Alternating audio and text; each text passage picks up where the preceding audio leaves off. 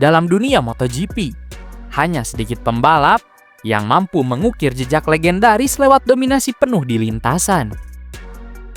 Salah satu nama terbesar tentu adalah Marc Marquez, sang baby alien yang kini sudah menjadi ikon generasi. Sejak debutnya di kelas utama pada 2013, Marquez selalu berhasil menciptakan momen bersejarah yang membuat para penggemar terpesona. Namun pertanyaan besar pun muncul.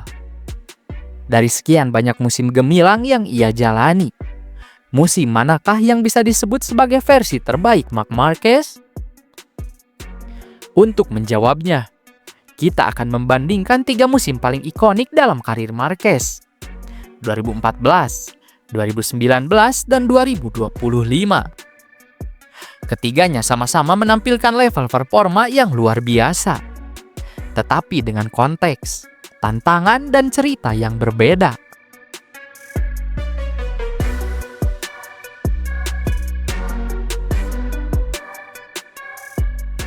Tahun 2014 bisa disebut sebagai musim yang paling gila dalam hal dominasi murni.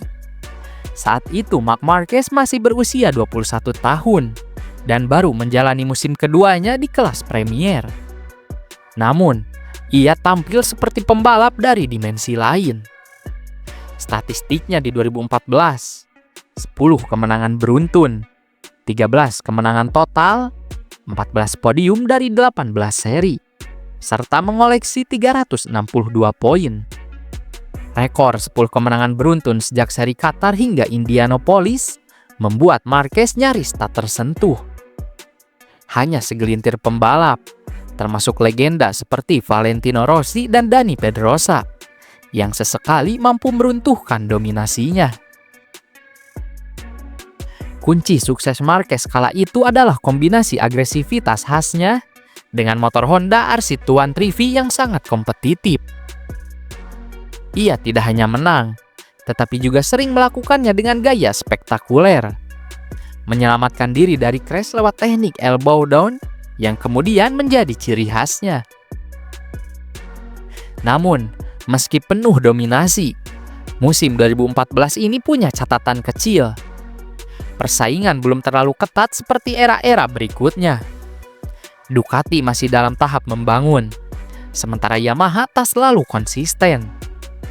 Artinya, meski hebat, konteks dominasi 2014 berbeda dengan apa yang terjadi di tahun-tahun setelahnya.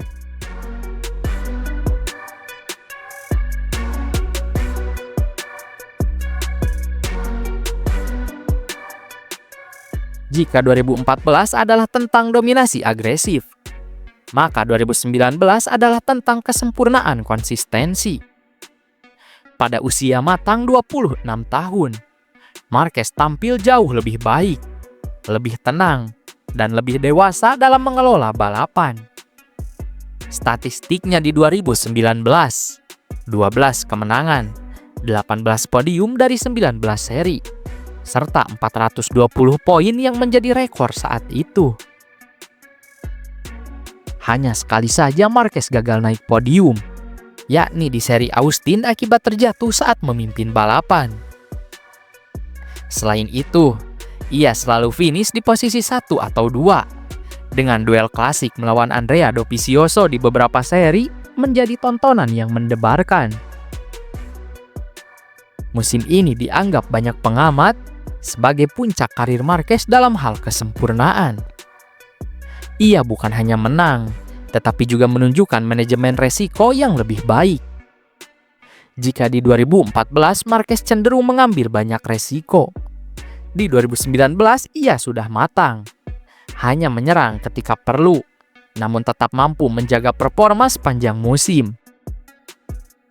Rekor 420 poin yang ia cetak pun menjadi standar baru, menunjukkan betapa sulitnya mengalahkan Marquez dalam satu musim penuh.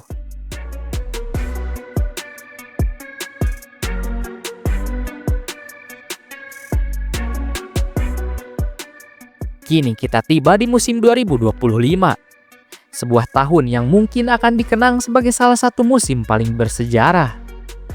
Bukan hanya bagi Marquez, tapi juga bagi MotoGP secara keseluruhan.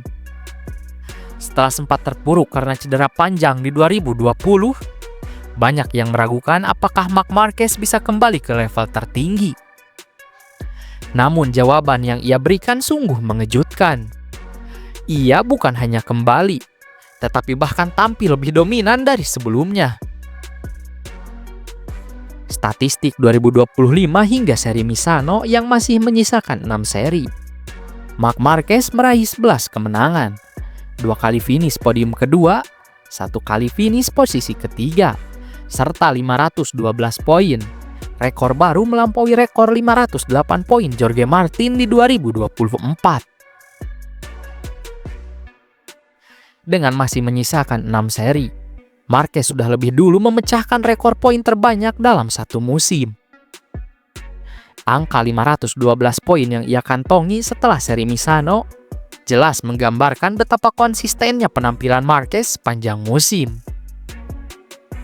Yang membuat musim ini istimewa bukan hanya rekor poin, melainkan juga konteksnya. Marquez melakukannya di era MotoGP yang jauh lebih kompetitif, dengan grid yang dipenuhi bakat-bakat hebat seperti Pecco Bagnaia, Jorge Martin, Marco Bezzecchi hingga Pedro Acosta. Mesin-mesin MotoGP pun kini jauh lebih seimbang antar pabrikan, membuat setiap balapan sulit diprediksi. Tetapi justru di tengah persaingan super ketat itulah, Marc Marquez kembali menunjukkan bahwa dirinya masih alien. Ia bukan hanya menaklukkan generasi baru, tetapi juga menegaskan statusnya sebagai legenda lintas era.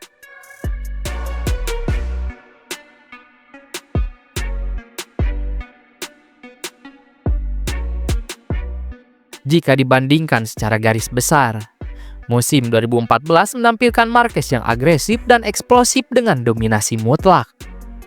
Meski persaingan kala itu belum seketat sekarang.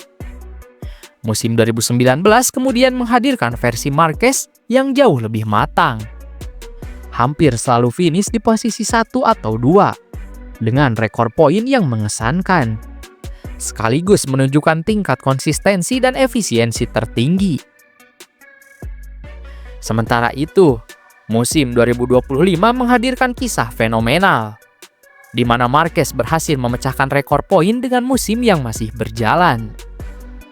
Bahkan di tengah persaingan generasi baru yang jauh lebih kompetitif. Karena itu, jika berbicara dominasi murni, maka 2014 jelas paling mencolok. Jika soal konsistensi dan efisiensi, maka 2019 adalah puncaknya. Namun dalam konteks kesempurnaan menghadapi persaingan modern, musim 2025 bisa jadi adalah versi terbaik Marc Marquez.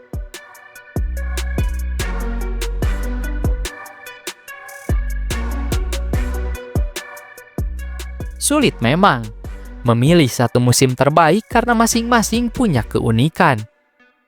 Tapi banyak pengamat setuju, musim 2025 mungkin akan dikenang sebagai musim paling bersejarah. Bukan hanya karena rekor poinnya, tetapi juga karena narasi besar di baliknya. Comeback dari cedera panjang, menghadapi generasi baru, dan tetap menjadi yang terkuat. Marquez seolah ingin menunjukkan bahwa usianya yang menginjak 32 tahun bukan penghalang untuk tetap berada di level tertinggi. Justru dengan pengalaman, teknik, dan motivasi balas dendam setelah bertahun-tahun menderita cedera, ia menjelma jadi paket lengkap yang nyaris tak terkalahkan. Jadi, apakah ini versi terbaik Marc Marquez?